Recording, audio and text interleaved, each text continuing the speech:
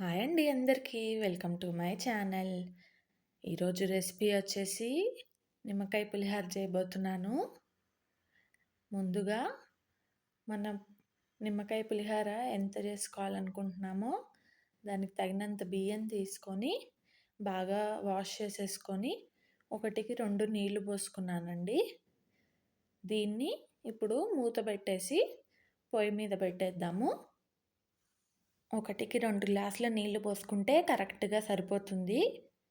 అన్నం కూడా పొడి పొడిగా వస్తుంది.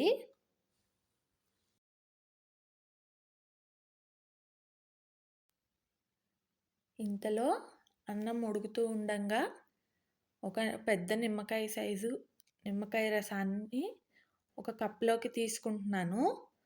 అందులోనే అన్నంకి తగినంత ఉప్పు నిమ్మకాయ రసంలో వేసేసి కలుపుతున్నాను.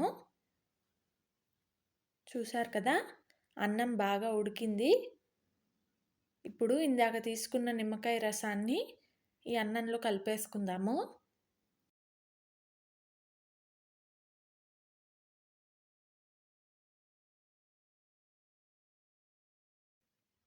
ఇలాగా ఒకసారి కలుపుకున్నాక పొయ్యి మీద ఒక కడాయి పెట్టుకుందాం.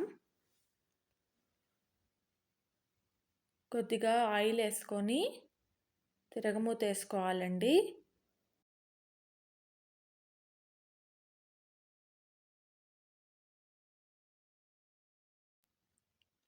ఆయిల్ బాగా వేడైనాక అందులో కొద్దిగా మినప్పప్పు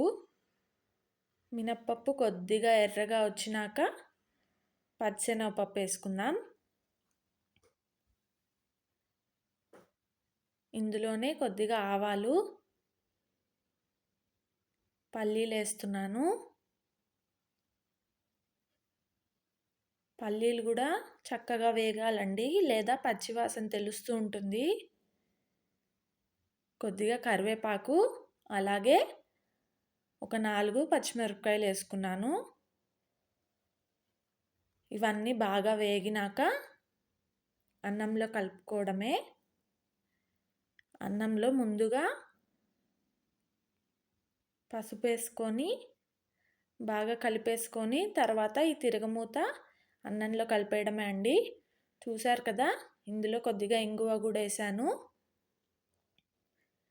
ఈ విధంగా నిమ్మకాయ పులిహోర చేసుకుంటే పండగలకైనా లేదా లంచ్ బాక్సుల్లో అయినా రాత్రి అన్నం మిగిలిన్నా ఇలా చేసుకోవచ్చండి. చాలా సింపుల్ రెసిపీ.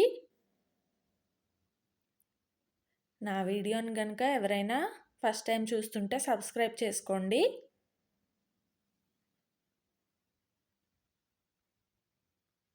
చూడండి, బాగా కలుపుకోవాలి. ఇప్పుడు